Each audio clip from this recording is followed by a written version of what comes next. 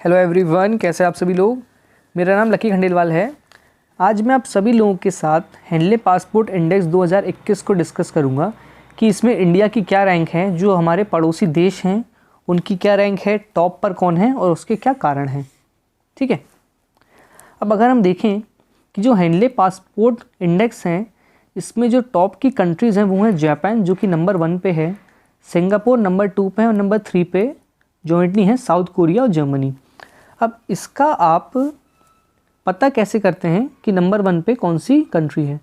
इसमें अगर आप देखें कि जापान के सामने लिखा हुआ है एक्सेस 191।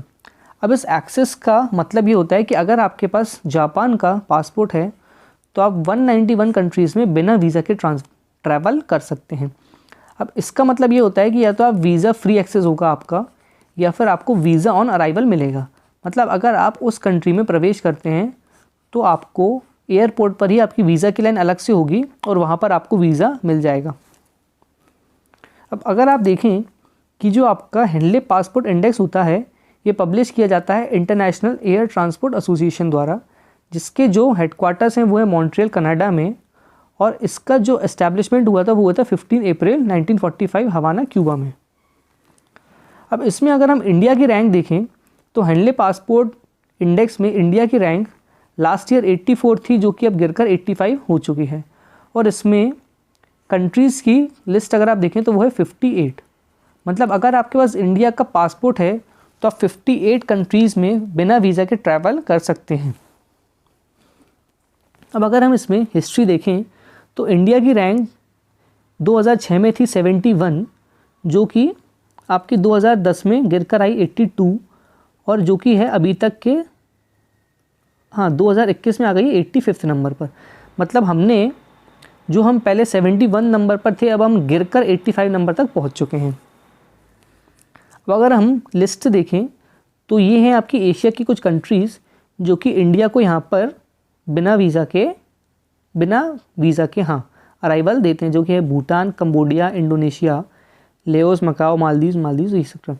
इसकी लिंक मैं आपको डिस्क्रिप्शन में दे दूँगा, तो उससे आप इस पूरे PDF को देख सकते हैं।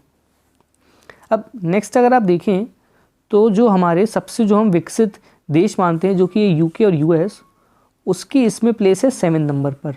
मतलब अगर आपके पास UK और US का है पासपोर्ट तो आपके पास 185 कंट्रीज़ में आप वीज़ा फ्री ट्रैवल कर सकते हैं। इसमें आपका बेल्जियम भी है, न्यूजीलैंड, नॉर्वे और स्विट्ज़रलैंड। अब अगर हम हमारे पड़ोसी देशों को देखें तो 74 नंबर पर है आपका इंडोनेशिया, ठीक है। 19 नंबर पर है आपका भूटान, 101 नंबर पर है आपका बांग्लादेश, 100 नंबर पर है श्रीलंका, और इसी के साथ 107 नंबर पे है पाकिस्तान। पाकिस्तान काफ़ी लो है इस पासपोर्ट रैंकिंग में। और इसी के साथ आपका 110 नंबर पर है अफ़गानिस्तान। अब अगर आप देखें कि ये वाली जो है आपकी इंडेक्स, इसमें चाइना की रैंकिंग है आपकी 70 नंबर पर। मतलब अगर आपके पास चाइना का है पासपोर्ट तो आप 75 देशों में वीज़ा फ्री ट्रैवल कर सकते हैं। अब इसमें अगर आप देखें कि जो जापान का है पासपोर्ट, वो सबसे स्ट्रॉन्ग पासपोर्ट माना गया है, जिसमें आप 191 कंट्रीज़ में बिना वीज़ा के ट्रैवल कर सकते हैं। अगर आप देखें कि 2006 में जापान की रैंक थी 3rd नंबर पर, जो कि 2010 में गिरकर आई 6ठे नंबर पर। लेकिन लगातार पिछले 4 सालों से जापान का पासपोर्ट सबसे स्ट्रॉन्ग बना हुआ है, जो कि है नंबर 1 पर। सिमिलरली अगर आप चाइना का देखें तो चाइना का 2006 में था 78 नंबर पर, जो कि अब जिसमें थोड़ा इम्प्रूवमेंट हुआ है, 2021 में उसकी रैंक हो गई है 70 नंबर पर। अब अगर हम पाकिस्तान को देखें तो पाकिस्तान की रैंक पहले काफ़ी अच्छी थी 79 नंबर पर, लेकिन 2021 में पाकिस्तान का पासपोर्ट ऑल टाइम लो पर चला गया, जो कि 107 नंबर पर। सिमिलरली अगर आप श्रीलंका को देखें तो श्रीलंका की भी रैंक पहले काफ़ी अच्छी थी 74 नंबर पर, लेकिन 2021 में श्रीलंका फिसलकर 100 नंबर पर पहुंच गया है। मतलब अगर आपके पास श्रीलंका का है पासपोर्ट तो आप 42 कंट्रीज़ में बिना वीज़ा के ट्रैवल कर सकते हैं।